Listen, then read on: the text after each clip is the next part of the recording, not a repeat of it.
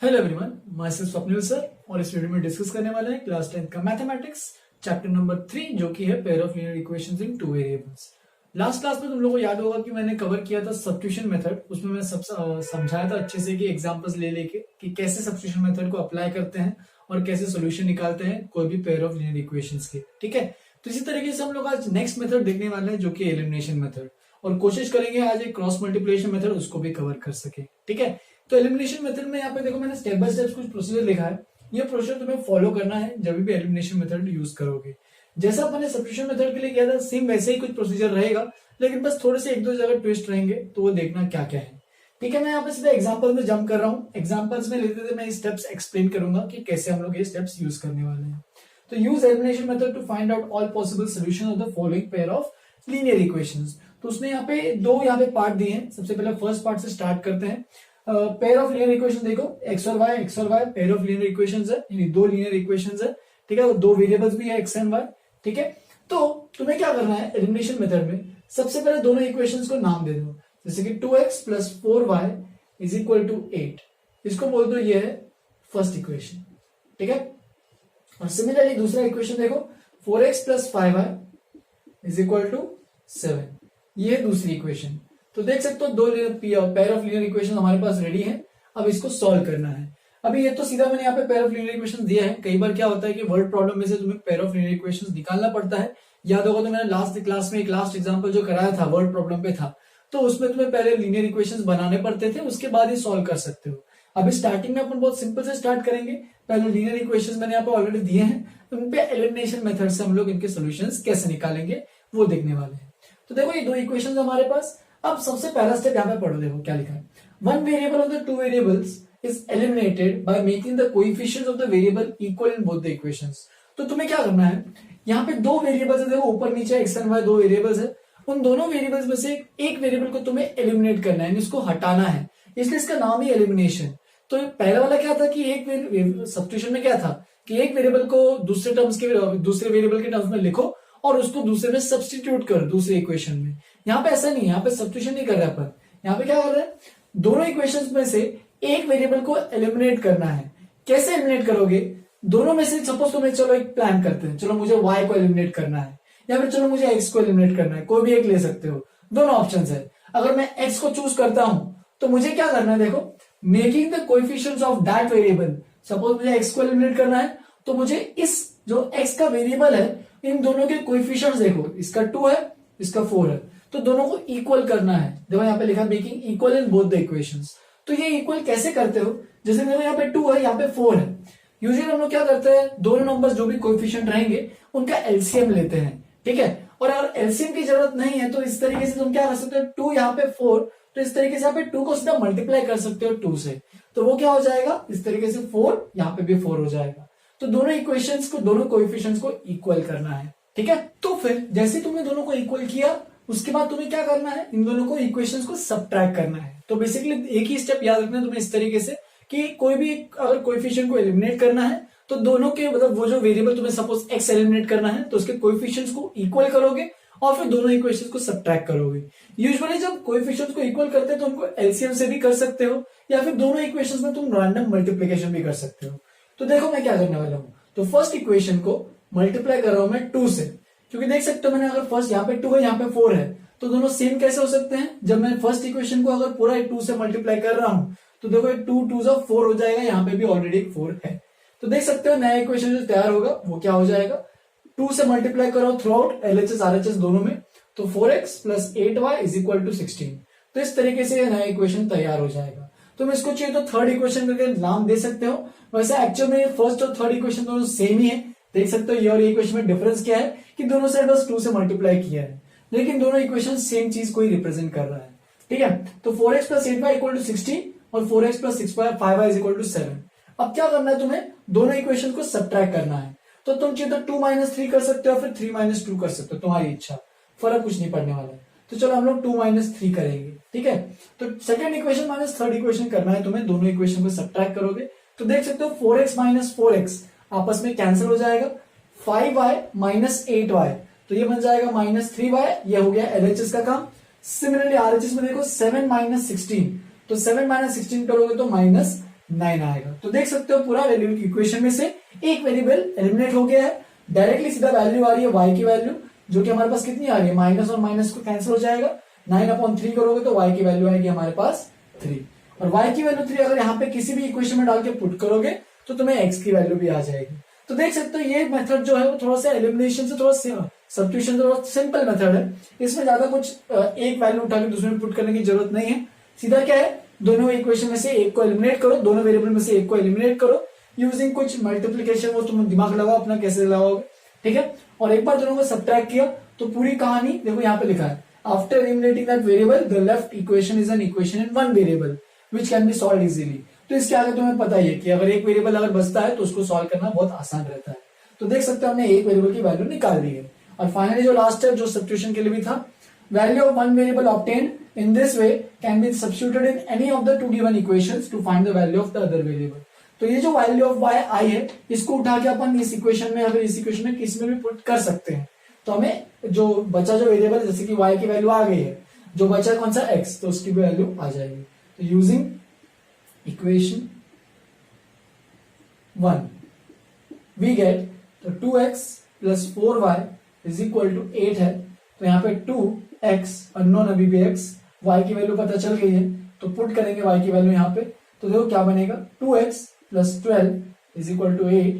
12 को ट्रांसपोज करो तो ये बन जाएगा 8 माइनस 12 दैट इज -4, और अगर 2 को ट्रांसपोज करोगे तो -4/2, तो ये बन जाएगा -2। हेंस अपना जो सोल्यूशन है वो है x equal to -2 and y equal to 3। इसी तरीके से एक और एग्जांपल हम लोग देखने वाला है, वो सेकंड वाला एग्जांपल है। पहले इसको तुम अच्छे से लिख लो, जगह कम है, मैं इसमें लिख सकता था लेकिन मैं अवॉइड कर रहा हूं उसमें, ठीक है। तो एक और नेक्स्ट पेज, नेक्स्ट स्लाइड पे देखते हैं इसको अच्छे से। एक बार फर्स्ट पार्ट को लिखो। एलिमिनेशन बस तुम इतना याद रखना है, कोई भी एक वेरिएबल अपने मन से लो और उसको एलिमिनेट करो।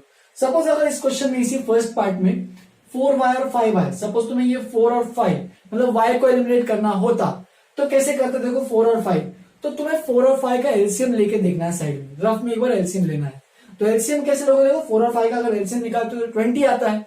इसका मतलब तुम्हें क्या करना पड़ेगा कि फर्स्ट इक्वेशन को 5 से मल्टीप्लाई करना पड़ेगा, तब ये 20y बन जाएगा, और सेकेंड इक्वेशन को 4 से मल्टीप्लाई करना पड़ेगा, तब ये जाके क्या बनेगा, ये बन जाएगा 20y। तो इस तरीके से दोनों इक्वेशंस को मल्टीप्लाई करना भी पड़ सकता है, डिपेंडिंग ऑन द कोएफिशिएंट्स क्या है। जैसे कि इसमें अगर मैंने x को एलिमिनेट करना चाहा था तो मुझे बस फर्स्ट को मल्टीप्लाई करना पड़ रहा था, कई बार क्या होगा सेकंड को भी मल्टीप्लाई करना पड़ेगा, वो डिपेंड करता है क्वेश्चन टू क्वेश्चन, ये सब वेरी करते जाएगा, ठीक है। तो इस एग्जांपल को अच्छे से लिखो, सेकंड पार्ट में बताऊंगा, पहले इतना अच्छे से लिखो। चलो आगे बढ़ते हैं। जैसे कि मैंने यहाँ पे और भी कुछ पार्ट्स लिखे हैं, सेकंड पार्ट तो हम लोग करने वाले हैं, उसके अलावा मैंने थर्ड और फोर्थ पार्ट भी लिखा है, तो इसको भी करेंगे फटाफट। तो देख सकते हो सेम एलिमिनेशन मेथड से यूज करना है, उसी से सॉल्व करेंगे। तुम लोग ये जो जितने मैंने क्वेश्चन लिखे अभी तक, उनको तुम सब्स्टिट्यूशन मेथड से भी कर सकते हो, अपने हिसाब से तुम ग्राफिकल मेथड से भी कर सकते हो, और तुम लोग खुद भी सोच सकते हो कि ये सब क्वेश्चन जो अगर सब्स्टिट्यूशन और ग्राफिकल और एलिमिनेशन से कर रहे हो तो सबसे ज्यादा कन्वीनियंट कौन सा मेथड है, अपने हिसाब से तुम खुद भी चूज करके ले सकते हो। अगर तुम ध्यान से देखोगे तो सबसे अच्छा मेथड, जैसे अपन आगे प्रोग्रेस कर रहे हैं वैसे अच्छे अच्छे मेथड डेवलप होते जा रहे हैं। सबसे जो लेंथी वाला मेथड था वो ग्राफिकल था, फिर उसके बाद सब्स्टिट्यूशन आया, फिर उसके बाद और भी उससे भी सिंपल एक आया एलिमिनेशन। तो एलिमिनेशन से हम लोग कोशिश करेंगे हमेशा सॉल्व कर सके, ठीक है। कोशिश करना, अगर मेथड में अगर कुछ दिया नहीं है कि कौन सी मेथड से सॉल्व करना है तो यूज करो एलिमिनेशन मेथड, सबसे शॉर्ट एंड सबसे बेस्ट रहता है एलिमिनेशन मेथड, ठीक है। आगे भी ये सब यूज करना है तुम्हें, ठीक है। तो सेकंड थर्ड और फोर्थ पार्ट भी कर लेता फटाफट कवर। तो देख सकते हो सेकंड पार्ट में अभी तुम लोग अगर सोचोगे ग्राफिकल मेथड यूज करना है तो ग्राफिकल मेथड बना ही नहीं पाओगे, क्योंकि यहाँ पे ए और बी ये सब कांस्टेंट वैल्यूज जो दिए नहीं है, तो ग्राफ पे तुम अगर पॉइंट्स लोगे तो तुम बना ही नहीं पाएंगे। जैसे कि इसमें कुछ कर सकते हो ग्राफिकल, इसमें भी कुछ ग्राफिकल कर सकते हो, लेकिन ये वाला कुछ ग्राफिकल से कुछ नहीं कर सकते हो, ठीक है। तो इसको तुम सब्स्टिट्यूशन से याद होगा, तो मैंने एक सब्स्टिट्यूशन वाला मेथड इससे एग्जांपल, सेम एग्जांपल लिया था और उसको भी सॉल्व करके दिखाया था और उससे सॉल्यूशन निकाला था। अब हम लोग क्या करने वाले, यूजिंग एलिमिनेशन मेथड। तो देखो दोनों इक्वेशन को नाम दे देते हैं, ax plus b y minus a plus b is equal to 0, इसको बोल देते हैं फर्स्ट इक्वेशन, ठीक है। और फिर उसके बाद चाहिए तो तुम इसको है ना राइट हैंड साइड भी भेज सकते हो, अगर तुम्हें अगर कोई दिक्कत नहीं हो रही इसमें, ऐसे भी रख सकते हो, ऐसे कोई दिक्कत नहीं है।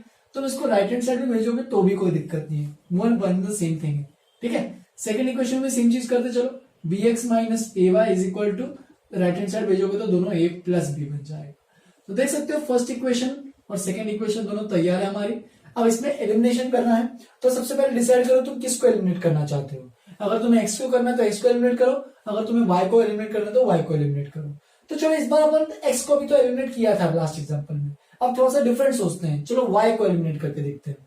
तो y के कोएफिशिएंट्स को ध्यान से देखो, यहाँ पे y का कोएफिशिएंट क्या है b, और यहाँ पे y का कोएफिशिएंट क्या है a, इनफैक्ट माइनस a है, ठीक है। तो b और a दोनों को इक्वल करना है, मतलब दोनों के कोएफिशिएंट सेम करना है। तो कैसे करोगे, यहाँ पे b में और यहाँ पे a है, तो यहाँ पे क्या करो, a से मल्टीप्लाई कर दो, और यहाँ पे क्या करो, b से मल्टीप्लाई कर दो। तो यहाँ पे वो तुम यहाँ पे ट्रिक चीज तो लिख सकते हो, यहाँ पे a से मल्टीप्लाई कर दो और यहाँ पे b से मल्टीप्लाई कर दो। तो देखो अगर फर्स्ट इक्वेशन में यहाँ पे तुम स्टेटमेंट सही तो लिख सकते हो, step 1 multiply a on both sides in first equation we get, तो ये सब तुम खुद से लिखो। तो a से मल्टीप्लाई करते चलो, तो ये बन जाएगा a square x plus a b y is equal to, a से मल्टीप्लाई कर रहे तो a square minus a b. तो देख सकते हो फर्स्ट इक्वेशन हमने a से मल्टीप्लाई कर दिया है, इसको तो चाहिए तो तुम थर्ड इक्वेशन बोल सकते हो। ध्यान देना हम लोग किसको एलिमिनेट करना चाहते हैं, y को, तो उसी के कोएफिशिएंट्स के बारे में सोचेंगे हम लोग, ठीक है। फिर देखो यहाँ पे सेकेंड इक्वेशन को b से मल्टीप्लाई कर रहे हैं, तो b square x minus a b y, देखते जाओ, इज इक्वल टू, ये बन जाएगा a b plus b square. इस तरीके से हमारे पास फोर्थ इक्वेशन भी तैयार हो गया है, ठीक है। तो देखो ध्यान से, दोनों के इक्वेशंस दोनों जो जिसको एलिमिनेट करना चाहते थे, जैसे कि y को एलिमिनेट करना चाहते थे, तो इसके जो वेरिएबल्स हमने सेम कर लिए।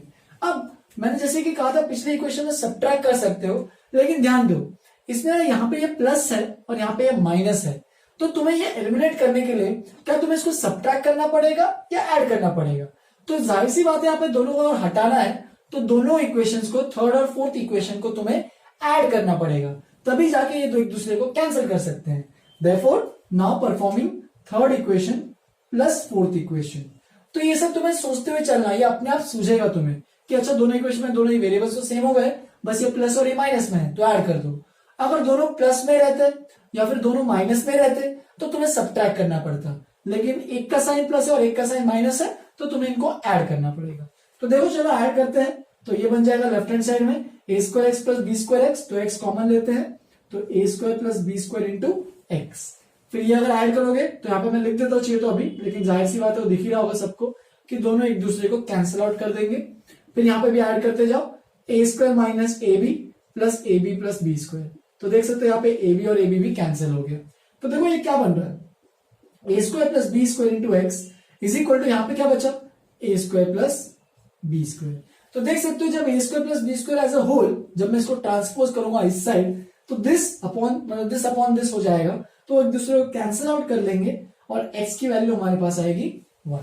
अब x की वैल्यू आ गई है, तुम्हें क्या करना है, किसी भी एक इक्वेशन को उठाओ फर्स्ट और सेकंड में से, x की वैल्यू 1 उठा के उसमें पुट कर दो। सेम एज सब्स्टिट्यूशन, जो भी हम लोग सब्स्टिट्यूशन में करते थे सेम उसमें भी इसमें भी यही करना है। तो देखो यहाँ पे लिख रहा हूं x की वैल्यू 1 में चाहिए तो फर्स्ट इक्वेशन, चलो सेकंड इक्वेशन पुट करते हैं। यहाँ पे लिखना है फिर substituting the value of x in second equation we get, तो चलो पुट कर रहे हैं, तो b x की जगह 1 पुट कर रहा हूं minus a y is equal to a plus b. तो चाहिए तो फर्स्ट इक्वेशन में भी पुट कर सकते हो, उसमें भी कोई दिक्कत नहीं है। तो b minus a y is equal to a plus b, b को उधर ट्रांसपोज करोगे तो देख सकते हो b और b तो आपस में कैंसिल हो जाएंगे, बचेगा क्या minus a y is equal to a, और माइनस ए को ट्रांसपोज जब उस साइड करोगे तो y की वैल्यू ए और ए तो कैंसिल हो जाएगा आपस में, और y की वैल्यू आएगी -1। जी तो लास्ट क्लास में देख सकते हो यही एग्जांपल हमने लिया था, सब्स्टिट्यूशन मेथड से भी किया था, उससे भी आंसर सेम आया था, जो x की वैल्यू 1 और y की वैल्यू -1। तो इस क्वेश्चन को भी अच्छे से लिखो। नेक्स्ट पार्ट पे जंप करते हैं, third part, 11x plus 15y plus 23 is equal to 0, 7x minus 2y minus 20 is equal to 0। तो थोड़े से मैंने यहाँ पे थोड़े से कैलकुलेटिव नंबर्स लिए, थोड़े से बड़े नंबर्स लिए, ठीक है। तो ऐसे क्वेश्चंस को भी सॉल्व करना आना चाहिए। तो चलो इक्वेशन को नाम देते हैं वापस से, 15y plus 23 is equal to 0।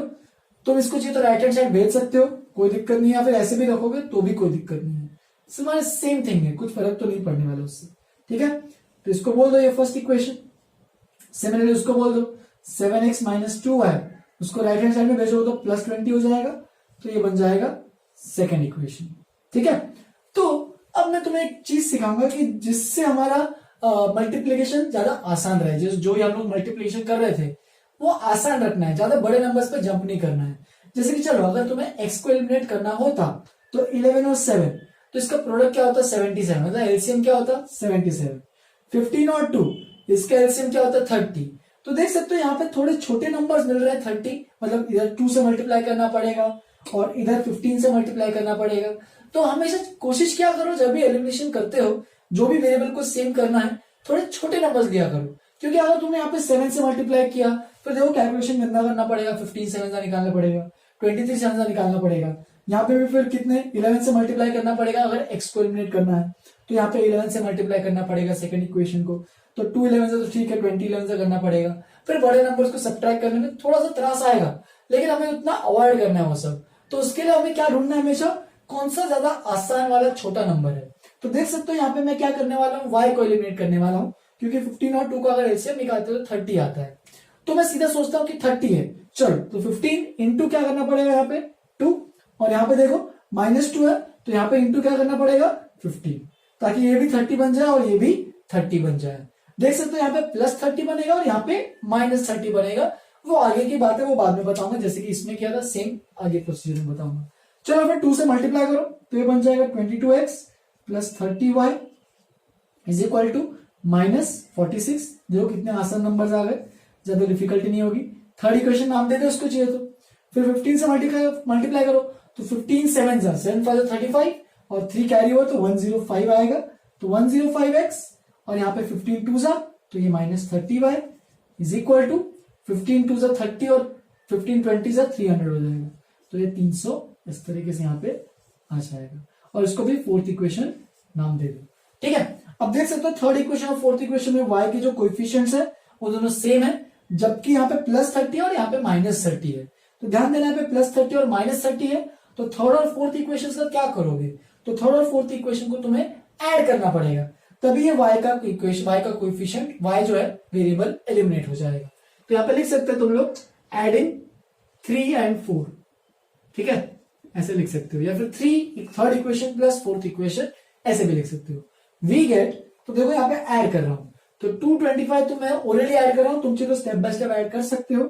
105 + 22 तो ये बन जाएगा 127, तो यहाँ पे सीधा लिख रहा हूं मैं 127x, राइट।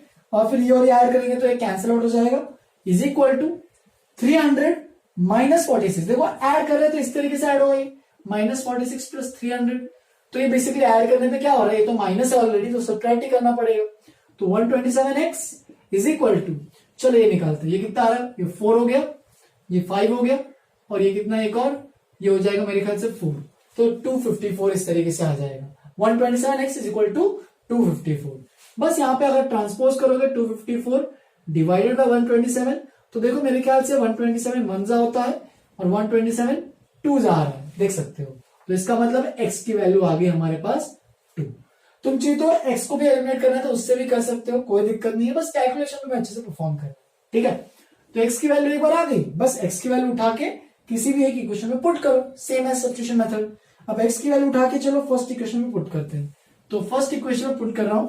देखो यहाँ पे फर्स्ट इक्वेशन में 11 × 2 + 15 × y -23, तो देख सकते हो ये 22 + 15y इज इक्वल टू -23, तो ये कितना बन रहा है 15y इज इक्वल टू, इधर अगर भेजोगे तो -23 -22, तो ये बन जाएगा 15y is equal to -45, and hence 15 को अगर ट्रांसपोज करोगे राइट हैंड साइड में तो 15 3 सा 45 होता है, और माइनस वैसे का वैसा ही रहेगा, रिटेन रहेगा। तो x की वैल्यू 2 और y की वैल्यू -3। तो इस तरीके से तुम्हें सॉल्व करके अच्छे से सबके आंसर्स बताने हैं। फिर अगला एक और पार्ट लिया है मैंने, ये प्रॉपर सीबीएसई तुम्हारा एनसीईआरटी का एग्जाम्पल है, तो एनसीईआरटी का एग्जाम्पल तुम लोग देख के भी कर सकते हो। ये वाला एग्जाम्पल मैंने ऐसे क्यों लिया है, क्योंकि देखो याद होगा तो मैंने तुम लोग को 3 केसेस बताए थे। कोई भी पेयर ऑफ लीनियर इक्वेशंस हमेशा 3 तरीके से कि 3 केसेस हो सकते हैं उसके, आइदर वो pair of linear equations, either वो दोनों लाइंस इंटरसेक्टिंग हो सकते हैं, इंटरसेक्टिंग होंगे तो एक सोल्यूशन देगा, हो सकता है वो लाइंस पैरेलल हो, पैरेलल होंगे तो नो सोल्यूशन, एंड हो सकता है वो लाइंस दोनों कोइंसिडेंट हो, यानी एक के ऊपर एक ओवरलैपिंग हो, तो अगर ओवरलैपिंग हो तो उसके इनफाइनाइट सॉल्यूशंस। तो उसी में मैंने ये क्वेश्चन कराया है, तो देख सकते हो ये दोनों इक्वेशंस दिए हुए हैं, अब इनके तुम्हें सोल्यूशन निकालना है। तो चलो एक बार मैं बताता हूं तुम लोग कैसे करते हैं। याद होगा तो तुम्हें रेशियोज देने होते थे सारे, a1 b1 a2 b2 a1/a2 b1/b2 c1/c2, ये सब रेशियो लेके चेक करने मैंने समझाया था ये सब। तो इसमें तुम चाहिए तो ओरली भी देख सकते हो, मैं तुम्हें एलिमिनेशन से भी एक्सप्लेन करूंगा क्यों हो रहा है, लेकिन उसको ओरली भी चेक कर सकते हो। हमेशा जब भी कोई इक्वेशन स्टार्ट करते हो ना तो चेक कर लिया करो रेशियोज। हो सकता है तुम्हें स्टार्टिंग में टाइम ही बच जाए, तुम्हें ये सब कैलकुलेट करने की जरूरत ही ना हो, लेकिन इस क्वेश्चन में याद होगा तो स्टार्टिंग में एलिमिनेशन लिखा था तो उसे एलिमिनेशन से करना है। बस तुम एक बार रफ में चेक कर सकते हो। ये A1 यानी 2, A2 4, तो A1 बाई A2 कितना हो जाएगा 2 बाई 4 हाफ, तो A1 बाई A2 की वैल्यू हाफ आ रही है। B1 का B2 करो 3 बाई 6, तो B1 बाई B2 की वैल्यू भी हाफ आ रही है। इसका मतलब A1 बाई A2 और B1 बाई B2 इक्वल है, और अगर इक्वल है तो हो सकता है वो C1 बाई C2 के भी बराबर हो और हो सकता है वो नहीं भी बराबर हो। तो दो केस में अभी है पॉसिबिलिटी। तो देखो C1 बाई C2, C1 8 है, C2 7 है, तो 8 बाई 7, तो ये तो बिल्कुल हाफ नहीं आ रहा है। इसका मतलब A1 by A2 is equal to B1 by B2 is not equal to C1 by C2। And ये जो केस मैंने बताया है ये किसके लिए केस है, तो ये केस है दोनों पैरेलल लाइंस के लिए। ये अगर ग्राफिकली प्लॉट करोगे तो दोनों ऐसे लाइंस पैरेलल बनेंगे, और पैरेलल लाइंस अगर बनने वाले हैं इसका मतलब उनके सोल्यूशन नो सोल्यूशन आने वाला है। मतलब इसका आंसर बिना कुछ सॉल्व किए हम लोग को क्लियरली पता चल गया है कि इसका आंसर नो सोल्यूशन आने वाला है, लेकिन उसने एलिमिनेशन से बोला है तो चलो एलिमिनेशन से करते हैं। ठीक है, तो चलो स्टार्ट करते हैं। देख सकते हो 2x plus 3y is equal to 8 ये फर्स्ट इक्वेशन है, और यहाँ पे 4x plus 6y is equal to 7 ये सेकंड इक्वेशन है। फर्स्ट इक्वेशन, सेकंड इक्वेशन, तो देख सकते हो यहाँ पे 2x यहाँ पे 4x, तो 2x और 4x, तो इसका मतलब फर्स्ट इक्वेशन को 2 से मल्टीप्लाई करो, और सेकंड इक्वेशन किसी से मल्टीप्लाई नहीं करना, मतलब फर्स्ट 1 से ही मल्टीप्लाई करो। तो फर्स्ट इक्वेशन को 2 से मल्टीप्लाई करते हैं, देखो क्या मिलेगा 4x प्लस 6y पूरे को 2 से मल्टीप्लाई कर रहा हूं इज इक्वल टू 16, और सेकंड इक्वेशन को वैसे का वैसे ही रखना है, तो वापस से मैं लिख देता हूं, कोई दिक्कत नहीं है। 4x plus 6y is equal to 7, तो ये थर्ड इक्वेशन है। तुम चाहे तो इसको वापस से लिख रहे हो तो सेकंड इक्वेशन लिखना, तुमने कोई चेंजेस किए ही नहीं है। अब बस क्या करना है, थर्ड और सेकंड को सब्ट्रैक्ट। क्यों, क्योंकि 4x को तुम्हें एलिमिनेट करना है। तो मैं लिख रहा हूं यहाँ पे देखो third equation minus second equation, तो ये क्या बनेगा देखो फाइनली, तो ये 4x और 4x तो ये कैंसिल 0 आ जाएगा, 6y माइनस 6y तो ये भी कैंसिल हो जाएगा। तो लेफ्ट हैंड साइड पूरा का पूरा देखो सेम है, तो पूरा का पूरा कैंसिल हो जाएगा, और राइट हैंड साइड में क्या आएगा देखो 16 माइनस 7 इज इक्वल टू 9। तो देख सकते हो ये जो इक्वेशन हमारे पास रिजल्टिंग जो आया है वो क्या आया है, 0 इज इक्वल टू 9। अब क्या 0 की वैल्यू 9 के बराबर होती है क्या, बिल्कुल नहीं, 0 और 9 तो अलग अलग नंबर्स हैं, तो दोनों इक्वल नहीं है। इसका मतलब ये इक्वेशन ही फॉल्स है, और अगर ये इक्वेशन फॉल्स इक्वेशन है, इस तरीके से लिखना है तुम्हें अभी, it is a false equation, hence the given pair of linear equations does not have a solution, या फिर the given pair of linear equations has no solution, मतलब इसका कोई भी सॉल्यूशन नहीं आ रहा है। और वो मैच कर रहा है, हमने जो स्टार्टिंग में रेशियो से कंपैरिजन से भी किया था एग्जैक्टली मैच कर रहा है। तो एलिमिनेशन से भी मैच कर सकते हो, तुम चाहे तो सब्स्टिट्यूशन से भी देख सकते हो। मैच करना बस चेक करना तुम्हें, अगर ये इससे मैच ही नहीं कर रहा तो पॉसिबल ही नहीं है ना, y की तो वैल्यू दूर की बात है, y की वैल्यू तो आई भी नहीं, उसके अलावा यहाँ पे कॉन्ट्राडिक्ट कर रहा है सोल्यूशन, मतलब ये जो रिजल्ट आ रहा है वो पूरा कॉन्ट्राडिक्शन है कि ये पॉसिबल ही नहीं है कि 0 की वैल्यू 9 के बराबर हो जाए। तो अगर ऐसा कुछ आ रहा है मतलब ये इक्वेशन फॉल्स है, इसका मतलब इसके नो सोल्यूशन है।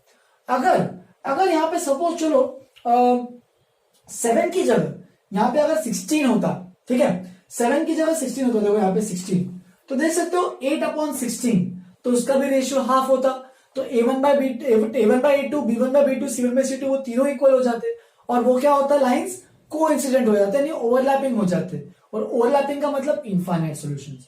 तो चलो देखते हैं, अगर यहाँ पे 7 की जगह 16 होता, ठीक है, तो क्या होता, तो 16, तो जब सब्ट्रैक्ट करते हैं एलिमिनेशन के वक्त, तो 16 माइनस 16, तो यहाँ पे भी आता 0, इसका मतलब 0 इज इक्वल टू 0, और ये तो एकदम सही है, मतलब x की वैल्यू y की वैल्यू तुम कुछ भी ले लो, हमेशा ये क्या होगा, इसको सेटिस्फाई करेगा।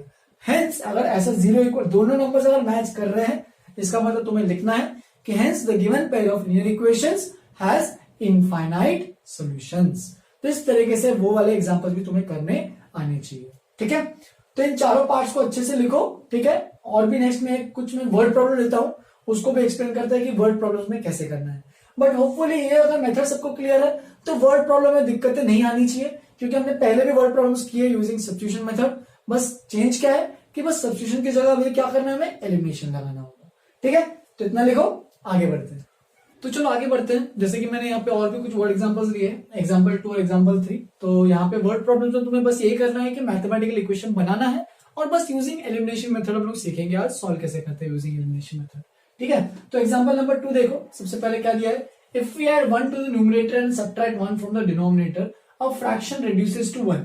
तो वो क्या बोल रहा है कि अगर कोई भी एक रैंडम फ्रैक्शन लेते हैं, तो फ्रैक्शन का मतलब क्या है कि कुछ रैशनल नंबर है, तो फ्रैक्शन का मतलब हम लोग बोल देते चलो x बाय वाई। तो फ्रैक्शन में यहाँ पे जो x है वो न्यूमरेटर है, ठीक है, एंड y जो है वो डिनोमिनेटर है। अब उसने क्या बोला है, देखो हमें ये फ्रैक्शन निकालना है। देखो व्हाट इज द फ्रैक्शन, ये x बाय वाई की वैल्यू निकालना मतलब x और y निकालना है। तो देखो सबसे पहले क्या बोला है, if we add 1 to the numerator, यानी अगर न्यूमरेटर में 1 ऐड किया एंड अगर डिनोमिनेटर में सब्ट्रैक्ट 1 फ्रॉम द डिनोमिनेटर, तो डिनोमिनेटर में से 1 सब्ट्रैक्ट किया, तो ये जो फ्रैक्शन की वैल्यू है वो क्या बन जाएगी, फ्रैक्शन रिड्यूसेस टू 1। तो इसकी वैल्यू पूरी बन जाएगी 1। तो ये जो हमारे पास आया है ये फर्स्ट इक्वेशन है। एंड सेकेंड देखते चलो, it becomes half if you only add 1 to the denominator. तो अगर न्यूमरेटर x है, न्यूमरेटर में कुछ चेंज नहीं कर रहे हैं, तो अगर बस एक करते हैं डिनोमिनेटर में ऐड, यानी डिनोमिनेटर में अगर 1 ऐड करते हैं, तो ये जो फ्रैक्शन है वो बन जाएगा 1/2। तो देख सकते हो हमारे पास इस तरीके से दो इक्वेशंस तैयार हो जाते हैं। लेकिन अभी भी देख सकते हो यहाँ पे इक्वेशंस अच्छे फॉर्म में नहीं है, हमेशा लीनियर फॉर्म में लिखना चाहिए। तो कैसे लिखेंगे, क्रॉस मल्टीप्लाई करो, तो ये बन जाएगा x plus 1 is equal to y minus 1। Y minus 1 को इधर भेज दिया, तो बस सबको एक साइड लेके आ जाओ, x माइनस वाई, वाई को इधर भेजो, तो ये 1 को इधर भेजोगे तो 1 माइनस 1 और माइनस 1, तो ये बन जाएगा -2। इसको बोलते फर्स्ट इक्वेशन है, ठीक है। इधर भी देखो क्रॉस मल्टीप्लाई करते तो ये 2x is equal to y plus 1 और ये बन जाएगा 2x minus y is equal to 1। तो इस तरीके से ये सेकंड इक्वेशन में हमारे पास तैयार हो जाएगा। तो यहां तक तुम्हारा काम बस है वर्ड प्रॉब्लम्स को एक्सप्रेशन में एक्सप्रेस करना है, ठीक है। तो एक बार ये एक्सप्रेशन अच्छे से एक्सप्रेस हो गए हैं, उसके बाद तुम्हें एलिमिनेशन मेथड यूज करना है। यहाँ पे मैंने लिखा नहीं है, लेकिन क्योंकि हम लोग अभी एलिमिनेशन मेथड ही पढ़ रहे हैं तो इनको एलिमिनेशन मेथड से ही सॉल्व करेंगे। याद होगा तो मैंने कुछ सब्स्टिट्यूशन मेथड्स पे क्वेश्चंस कराए थे, वर्ड प्रॉब्लम्स कराए थे, तुम उसको उससे भी कर सकते हो सब्स्टिट्यूशन मेथड से, लेकिन एलिमिनेशन से भी करना सीखना अच्छे से आना चाहिए, ठीक है। तो चलो स्टार्ट करते हैं। अब देखो यहाँ पे x minus y is equal to -2, 2x minus y equal to 1। तो देख सकते हो यहाँ पे ध्यान से कि कौन से वेरिएबल को एलिमिनेट करें। तो चलो x को पहले देखते हैं। यहाँ पे अगर x है, यहाँ पे भी 2x है, तो यहाँ पे फर्स्ट इक्वेशन को 2 से मल्टीप्लाई करना पड़ेगा।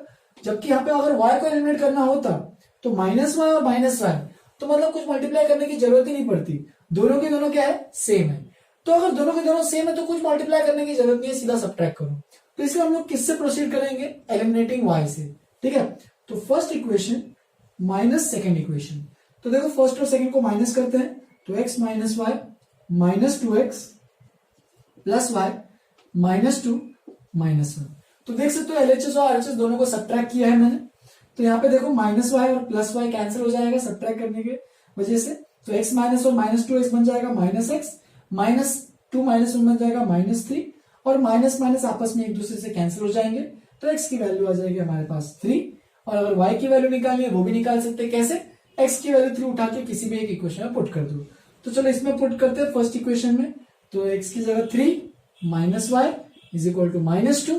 तो देखो क्या बन जाएगा, माइनस वाई को उधर भेजो या फिर चलो 3 को उधर भेजो, तो -y -2 -3 -y equal to -5, y की वैल्यू आ जाएगी हमारे पास 5। हेंस जो फ्रैक्शन है, तो फ्रैक्शन क्या आएगा, फ्रैक्शन इज इक्वल टू हमारे पास फ्रैक्शन क्या है, देखो 3/5, क्योंकि x बाय अपना ओरिजिनल फ्रैक्शन था, तो हमारा आंसर है 3/5। तुम चीजें चेक भी कर सकते हो, देखो first statement, if we add 1 to the numerator, तो इसमें 1 ऐड करो, 3 + 1 4, और डिनोमिनेटर में से 1 सब्ट्रैक्ट करो, 5 - 1 4, तो 4/4 कितना हो जाएगा, 1। तो देखो 1 आ रहा था। सिमिलरली इट बिकम्स हाफ, तो अगर न्यूमरेटर में से कुछ नहीं किया और डिनोमिनेटर में से एक ऐड किया, तो 5 + 1 6, तो 3/6 हाफ, तो वो बन जाएगा हाफ। तो देख सकते हो ये दोनों स्टेटमेंट्स एग्जैक्टली मैच कर रहे हैं। अगर उसने वेरीफाई बोला है तो इस तरीके से तुम वेरीफाई भी कर सकते हो, ठीक है। तो ये रहा पहला वर्ड प्रॉब्लम। दूसरा वर्ड प्रॉब्लम भी फटाफट कर लेते हैं। तो देखो, Aruna has only ₹1 and Aruna has only ₹1 and ₹2 coins, ठीक है, विद हर, मतलब उसका बस ₹1 वाले और ₹2 वाले कॉइन्स है, ठीक है। उसके अलावा उसका कोई भी कॉइन, अलग टाइप का कुछ कॉइन नहीं है। If the total number of coins that she has is 50, तो चलो एक काम करते हैं, उसने पूछा क्या सबसे पहले देखो, then find the number of 1 rupee and 2 rupee coins, मतलब उसके पास एक के कितने सिक्के हैं एंड दो के कितने सिक्के हैं वो पूछ रहा है। ठीक है, सो अगर अपन ऐड करते हैं, मतलब इसमें अननोन क्वांटिटी की बात करते हैं, तो कौन सा अननोन क्वांटिटी है, let the number of coins, number of 1 rupee and 2 rupee coins be x and y respectively. तो हमने क्या बोला, जो अननोन है उसको अननोन की तरह ट्रीट करते हैं कि 1 रुपी के कॉइन्स हमारे पास सपोज मान लो एक्स, उसके पास सपोज मान लो एक्स थे, मतलब एक्स नंबर ऑफ कॉइन्स थे, और 2 रुपए के कॉइन्स उसके कितने थे, वाई नंबर ऑफ कॉइन्स थे। तो तुम्हें ये एक्स एंड वाई जो अननोन क्वांटिटी वो तुम्हें फाइंड आउट करना है। ठीक है, अब लिखते हैं स्टेटमेंट्स क्या है। ठीक है, तो ये तो पहला पढ़ ही लिया था, if the total number of coins that she has is 50, तो उसके पास टोटल नंबर 1 रुपये और 2 रुपये कॉइन मिलाकर टोटल कितने कॉइन्स है, 50। तो इसका मतलब उसके पास 1 रुपए के कितने कॉइन्स है, एक्स कॉइन्स है, और 2 रुपए के कितने कॉइन्स है, वाई कॉइन्स है। तो एक्स प्लस वाई कितना बन जाएगा हमारे पास, 50। तो ये बन गया अपना इतना इजीली फर्स्ट इक्वेशन, देख सकते हो। And the amount of money, अब जितने नंबर ऑफ कॉइन्स है क्या उतने नंबर ऑफ उसका पैसा होता है क्या, बिल्कुल नहीं, क्योंकि 2 रुपीज में एक, अगर 1 रुपए का कॉइन तो 1 रुपए का ही होगा, एंड 2 रुपए कॉइन का अगर हर एक कॉइन की बात की जाए तो उसका मनी में अगर काउंट करते हैं तो उसका 2 रुपीज होता है। तो देख सकते हो अगर उसके पास 1 रुपए के कॉइन्स एक्स है तो टोटल एक्स से कितना मनी बनने वाला है, एक्स इंटू 1, क्योंकि एक्स मनी है, मतलब जैसे कि अगर 10 सिक्के उसके पास 1 रुपए के तो उसके पास 10 रुपए है, राइट। और अगर उसके पास वाई कॉइन्स है 2 रुपीज के, तो हमें क्या करना पड़ेगा, वाई इंटू 2, और दोनों को अगर ऐड करेंगे तो ये क्या बन जाएगा, टोटल मनी, और टोटल मनी कितना है उसके पास, 75 रुपीज। मैं यहाँ पे रुपीज सिंबल इग्नोर मार रहा हूं क्योंकि दोनों साइड रुपीज है, तो वो सब लिखने की जरूरत नहीं है। तो अगर फाइनली क्या कैलकुलेशन करके करते हो तो ये बन जाएगा हमारे पास सेकंड इक्वेशन, जो कि है x plus 2y is equal to 75। अब वापस से सोचो एलिमिनेशन मेथड से एलिमिनेट किसको करें, तो देख सकते हो यहाँ पे x और x है तो दोनों ऑलरेडी सेम है, दोनों के कोएफिशिएंट 1 और 1 है, तो सीधा दोनों को सबट्रैक्ट करेंगे जैसे कि हमने इसमें किया था, सेम उसमें भी सबट्रैक्ट करेंगे। तो देखो first equation minus second equation, तो second equation minus first equation करोगे तो उससे भी कोई दिक्कत नहीं होने वाली। तो चलो स्टार्ट करते हैं, x plus y minus x minus 2y, ये हो गया LHS, RHS में 50 माइनस 75, बस अब कैलकुलेट तुम्हें करना है, x और x तो कैंसिल हो गया, एलिमिनेशन हो गया, 2y बन जाएगा माइनस वाई, 15 माइनस 75 बन जाएगा माइनस 25, और माइनस माइनस कैंसिल होकर बन जाएगा y की वैल्यू 25। सिमिलरली अब y की वैल्यू हमारे पास आ गई है, इसको उठा के अपन क्या करेंगे, किसी भी एक इक्वेशन में पुट करेंगे, ऊपर में पुट करो नीचे में पुट करो, फर्स्ट या सेकंड जो भी है। चलो मैं सेकंड में पुट करता हूँ, y की वैल्यू आ गई है तो 2 इंटू ये हो गया y की वैल्यू 25 है इज इक्वल टू 75। तो देखो x प्लस 25 टू द 50 और ये 75, और अगर 50 को ट्रांसपोज करोगे राइट हैंड साइड तो 75 माइनस 50 बन जाएगा 25। इसका मतलब क्या है कि उसके पास 1 रुपी एंड 2 रुपी दोनों के कितने कितने हैं, 25 कॉइन्स है, कि 1 रुपए के भी 25 कॉइन्स है एंड 2 रुपए के भी 25 कॉइन्स है। अब सोचो दोनों कॉइन्स को मिला के टोटल कॉइन्स 50 हो जाएंगे, और अगर अमाउंट ऑफ मनी की बात की जाए तो 1 रुपए के कॉइन्स मिला के उसके पास 25 रुपए है एंड 2 रुपए के कॉइन्स मिला के उसके पास 50 रुपए है, तो 25 और 50 टोटल उसके पास 75 रुपीज है। हेंस दोनों इक्वेशन सही से वेरीफाई भी हो रहे हैं। हमेशा तुम लोग याद रखना जब भी आंसर निकालते हो ये दिमाग में रखो कि हमेशा चेक करना है, तुम्हें वेरीफाई करना है कि मैच कर रहा है या नहीं कर रहा है, ठीक है। तो इतना तुम्हारा हमेशा काम रहेगा। और ऑफकोर्स ये तो एंडिंग स्टेटमेंट लिखना तो जरूरी है, ठीक है। The number of 1 rupee coins is 25 and the number of 2 rupee coins is 25, hence proved, मतलब प्रूफ की जरूरत नहीं वैसे, हेंस आंसर, ठीक है। तो इस तरीके से हम लोगों ने आज 2 और वर्ड प्रॉब्लम्स भी कर लिए कवर। नेक्स्ट क्लास में मैं अभी कंटिन्यू करूंगा इसी को, और क्रॉस मल्टीप्लिकेशन मेथड समझाऊंगा, इसका लास्ट मेथड है, जबकि ये क्रॉस मल्टीप्लिकेशन मेथड सिलेबस में से हटा है, तभी मैं अपन एक थोड़ा सा आइडिया ओवरव्यू दे दूंगा तुम लोगों को क्रॉस मल्टीप्लिकेशन का मतलब क्या है। सिलेबस के पॉइंट ऑफ व्यू से वो इतना याद नहीं रखना है, ठीक है। याद रखोगे तो अच्छी बात है, हायर जब नॉलेज जब रिक्वायर्ड होता है आगे फर्दर क्लासेस में जब जाओगे और मैथ सॉल्व करोगे तो उसके लिए वो सब बहुत अच्छे से रिक्वायर्ड रहेगा, ठीक है। चलो फिर यहीं पे खत्म कर रहा हूँ आज के लिए मैं। इतना अच्छे से लिखो, अच्छे से नोटबुक में, कोई भी डाउट है तो करो। होमवर्क में तुम्हारा काम ये रहेगा कि तुम्हें पूरा एक्सरसाइज जितने भी अपने एनसीईआरटी का एलिमिनेशन मेथड मेरे ख्याल से 3.3 तक है, तो 3.3 तक तुम्हें पूरा अच्छे से खत्म करना है, जितने भी एनसीईआरटी के एक्सरसाइजेस हैं 3.1, 3.2, 3.3, उसमें अच्छे खासे वर्ड प्रॉब्लम्स दिए हुए हैं, ठीक है। उसको पूरा खत्म करोगे। अगर उतना खत्म करोगे तो मैं नेक्स्ट क्लास में और भी कुछ एग्जांपल्स दूंगा, और जिनको इतना भी हो गया और भी कुछ वर्ड प्रॉब्लम्स चाहिए तो मुझे पर्सनली मैसेज कर सकते हैं कि उतना काम हो गया, मुझे और भी कुछ क्वेश्चन चाहिए उस तरीके से, तो मैं तुम लोगों को उस तरीके से और भी कुछ क्वेश्चन दूंगा। ठीक है, चलो इतना लिखो अच्छे से, आज के लिए यहीं पे खत्म करते हैं। Have a good day, enjoy.